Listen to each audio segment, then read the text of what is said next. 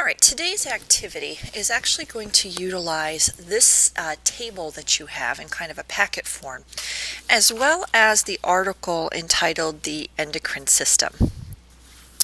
What we want to do using the article and the table is actually go through the different glands that we have, talk about the hormone and hormones that they secrete, and then describe the functioning of the hormones. So we're going to kind of connect the dots between the glands, the hormones, and then the function of those hormones.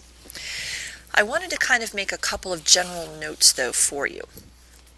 First of all, you will have an extra space or two here with this table, so just so you know. In terms of layout, what I would actually do with this table, just to make sure you have enough space, is there's a couple of hormones that you should use more than one row for. The first one is the pituitary.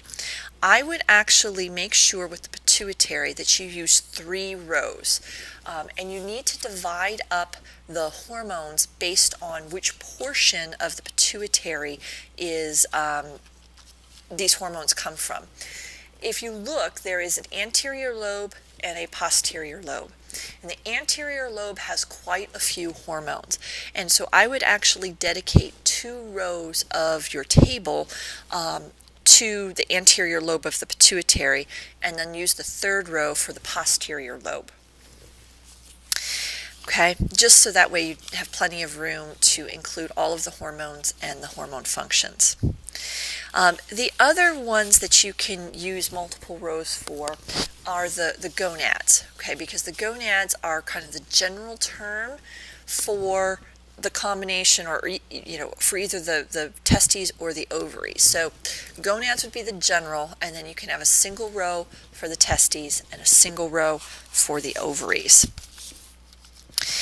Now, the only other notes I would have are, you may want to not just list the gland, like for instance pituitary, but you may want to put some general notes about that gland, maybe where it's located,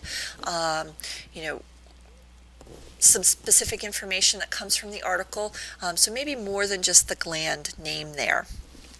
If it has different parts, so like the pituitary, you definitely want to do that. The adrenal gland also has 2 parts.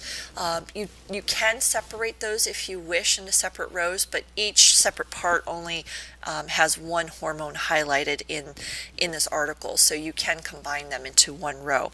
You do need to know which hormones come from which part of both the pituitary and the adrenal glands. So that's basically it.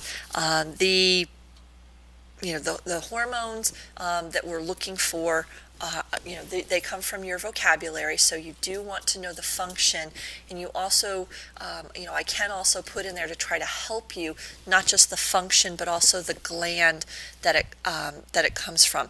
Because as you'll see, some of these hormones do have similar functions, so on something like a vocabulary quiz, I may also include like the gland information, just to make sure that I'm pointing you in the right direction for that specific hormone.